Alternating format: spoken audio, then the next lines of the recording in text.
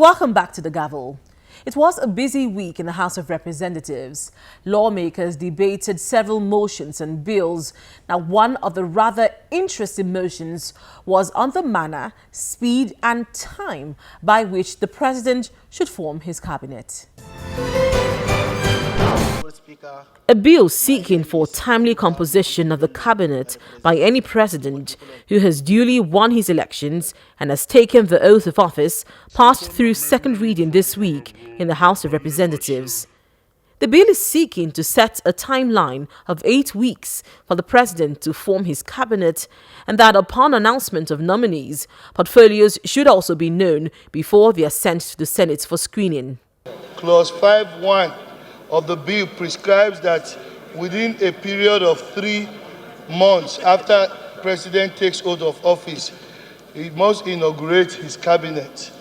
Secondly, the bill, honorable colleagues, prescribes in clause 2.2 that whenever ministerial nomination list is presented to the Senate, the list shall also contain assigned portfolios to each of the nominees.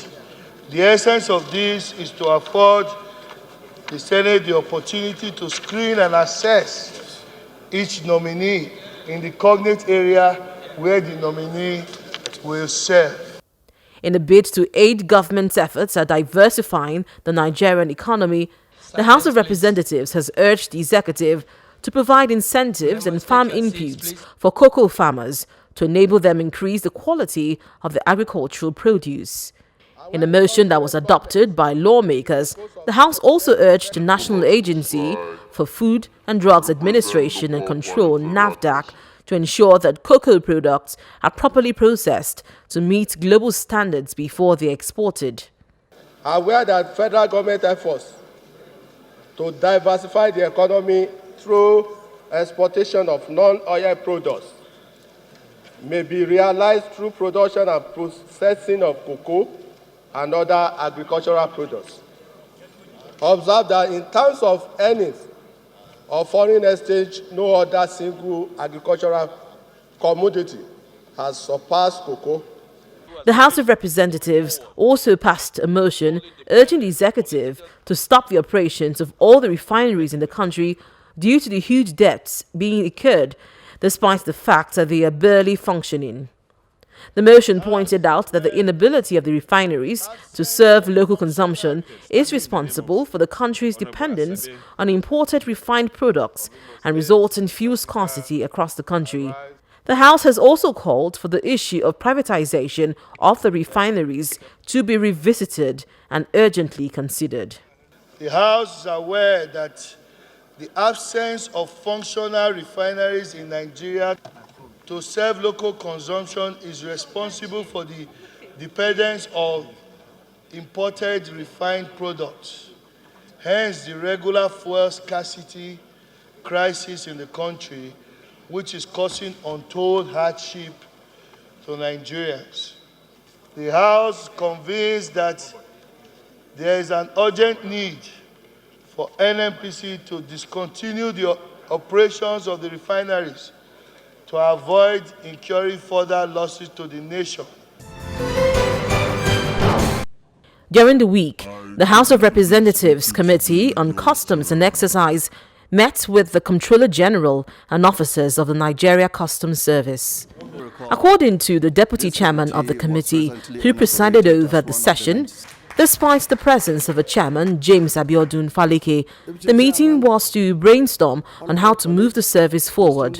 He said with the oil prices falling drastically in the international market, it was imperative for the country to look outside the box and expand other revenue sources, such as the ones covered by customs. There is no gainsaying that the strategic position of the Nigerian Customs Service in enhancing the aspiration of the present government to diversify the economy and increase the revenue base of the Federation through their mandate as specified in the Custom and Excise Management Act 2014 is of paramount importance.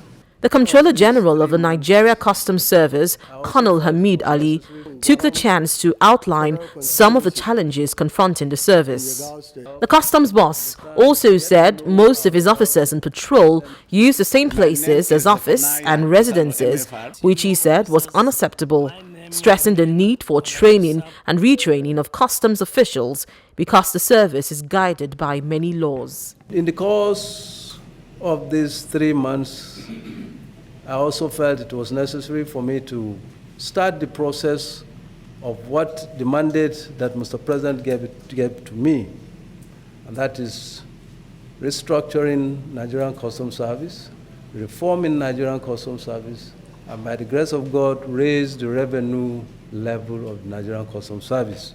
In another development, the House Committee on Governmental Affairs, chaired by Representative Sulaiman Kangiwa, called a meeting to meet with parastatals under the supervision of the Secretary of the Government of the Federation.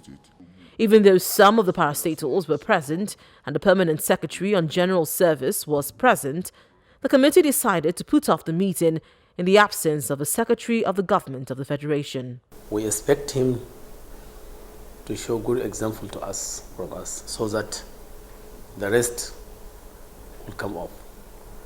We will not mind if he comes the first time, the second time he sends his representatives.